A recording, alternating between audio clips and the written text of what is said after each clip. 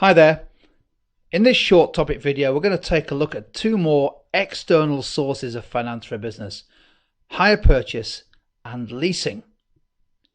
Now, when you look at these two methods of finance, you'll see that actually the cash flow effects are quite similar, and they involve a similar concept, which is the spreading out of payments over a fairly long period in return for using an asset, both of which have cash flow benefits to a business compared with buying an asset outright. However, there is a subtle difference between the two. Hire purchase involves buying or owning the asset that you're paying for. So the hire purchase is an agreement to own the asset, sometimes with a final payment at the end of the agreement, which completes the hire purchase period. Whereas leasing, you never actually own the asset. You're simply, if you like, as a result of the payments to the lessor, you're gaining access or use of the asset. The asset is ultimately owned by the organizational business that is leasing it to you. So with HP, you get to own the asset, provided, of course, you make the payments. With leasing, you don't. You get use of the asset, but you don't own it. It's a subtle difference, but quite an important one. Now let's just quickly spend a couple of minutes thinking about HP. We've mentioned that this is a method of buying goods, buying assets, by making installments or payments over time. So rather than paying a big amount up front, you pay over installments. Now the key features of HP are that often the agreement is structured so that the bigger cash flows can be towards the end of the HP agreement. Sometimes it's what's known as a balloon payment at the end of the period, where you gain the final payment to gain full control of the asset. It's very flexible, so you've always got an option to when to make those payments. And I think more importantly for a business, a very large range of assets can be financed or purchased using HP. It's not just about cars.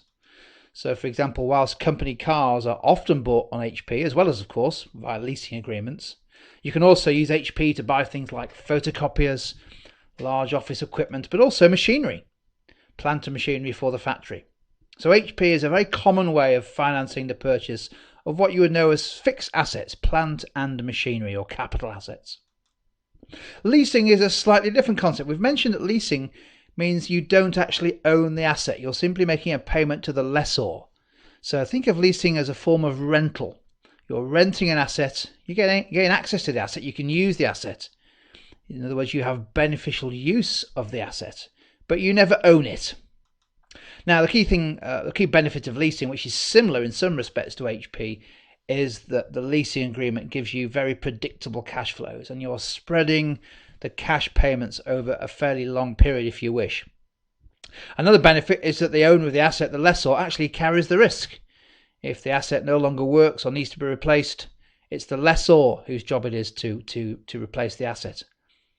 And also, generally, a leasing arrangement involves a lower interest rate than, for example, taking out a bank loan to buy the asset. So it can be quite a low-cost way of financing asset access.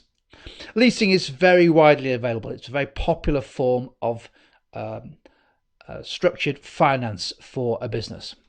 Some of the downsides, well, obviously we've mentioned already that you don't actually own the assets. You're simply gaining access, beneficial use of the assets. And of course, you've always got to be careful, haven't you, with leasing contracts, long-term contracts of any sorts. And sometimes they're quite difficult to cancel. There may be payments involved if you wish to get out of the lease. So you always have to be slightly careful that there aren't onerous elements to the contract. And also, occasionally, the lessor may require an upfront deposit, which may have a cash flow implication. There we go then. That's a brief introduction to two very popular, widely used sources of finance, both of which are external sources of finance: hire purchase and leasing.